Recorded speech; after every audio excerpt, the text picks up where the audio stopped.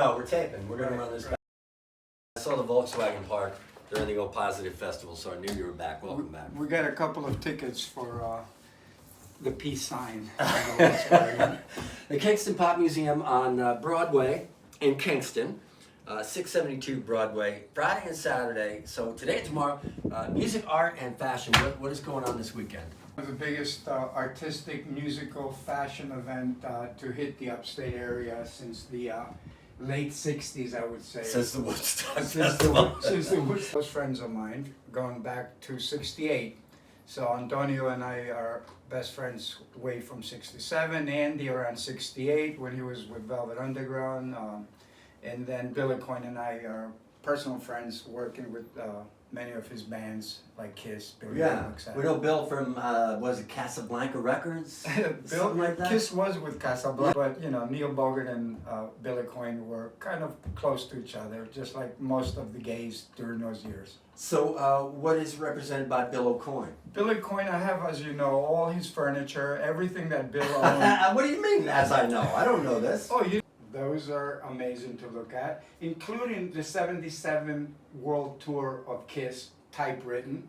So before Bill came, because Sean thought that the New York Dolls were a better act, so they got to catch up. So he decided to pull out his makeup bag and put the makeup on, and Neil Bogart was there on that showcase, and they said, wow, what a great band. Nobody has to know who they are. Right. Because they really couldn't play that well during those years. No. I mean, songs like Strutter. Yeah, in fact, Right. parts. Yeah. So this is about the same time the Dolls were just before they broke up, like 73. The Dolls Didn't last very long. didn't last very long because Johnny became a bad boy. I went to high Yeah. school with Johnny Gonzalo, Sylvain, and And Arthur? Arthur was different. Arthur, I met him in Nobody's in Bleecker Street. Okay. He was in another band. So you went to school with Johnny Thunders? And Gene Klein. Gene Simmons? Gene Simmons. And Sylvain, Kiss- Sylvain, all and of those Sylvain. guys? And And what high school is this? This was Newtown High School in Queens. Bob Kulick was there too, and Bruce Kulick. Who eventually joined Kiss. And Bob went on to become a great guitar player. He's no longer with us. But during those years, in Johnny Gonzalo wanted to be a baseball player, so he lived a couple of blocks down Jackson Heights, and I would take him with my Volkswagen, drop him off. So I took At the him baseball games? No, at his house in Queens, Like his mom in Jackson driving around. Heights. So it was kind of cool. And we used to go and hang out. I was the stage manager at the Pavilion in Flushing Meadow Park for Howard Stein from 68 to 70, whatever.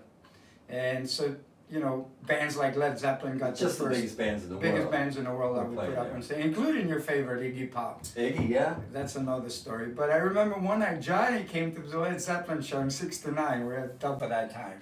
So we're backstage and who shows up? My little buddy Johnny, you know, with a little police badge.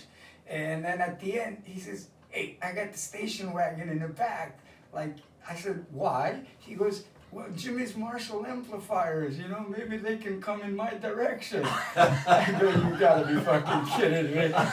I said, Peter Grant is just... So that's... Johnny Thunders wanted to steal Jimi Hendrix's Yes, no, amplifiers. Jimmy Page. Oh, Jimmy Page's amps. Yeah, the Jimi Hendrix concert in '68, I took him there. We were like flying. Yeah. And Janis Joplin and Chambers Brothers. That's when John was a bass player. All right, Kingston Pop Museum, tonight and tomorrow, and if you come, John will tell you all these stories. No, not really. I'll be too busy. You got to book me for Curse words and all. personal conversations. He came down with a cold, so Okay. we had to cancel that. And fashion, some of your stuff. What are the things you've got? Oh I mean, my you've God. designed some Well, I famous got, things. well, no, stinky.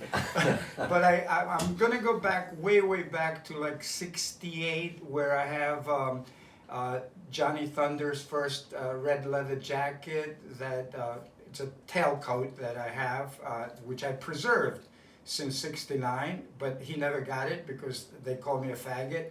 So I decided to, leather that he gave me when he used to work at a leather shop down on 4th Street and the park.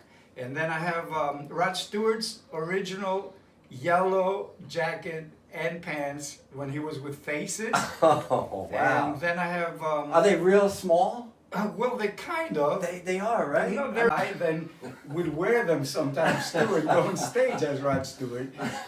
What else? I have the original costumes, the costume that I did for the movie Skinner, Tracy Lord's costume. So whoever's a film buff out there, they will actually see the Tracy Lord look, in fact, with the blood on the jacket. Local folks, Scott Ackerman's there, Paul Kostabi, Yeah, Paul is, he might also who's been jam. to your place before. Yeah, and he might also jam. Of course, he was in White Zombie and what other bands? He was in many bands, you know. Paul Kostabi. Plus you have Paul Heath, but Paul Heath with a band called in the last scene of the movie. There's some other stuff. Andy Warhol's dog collar is there. Not the one he wore. How do you but get the one Andy that- Warhol? The one that his dog Amos wore, I have that. And I have, I think, an Alvin Lee 10 years after leather jacket from 70 or 71. Okay.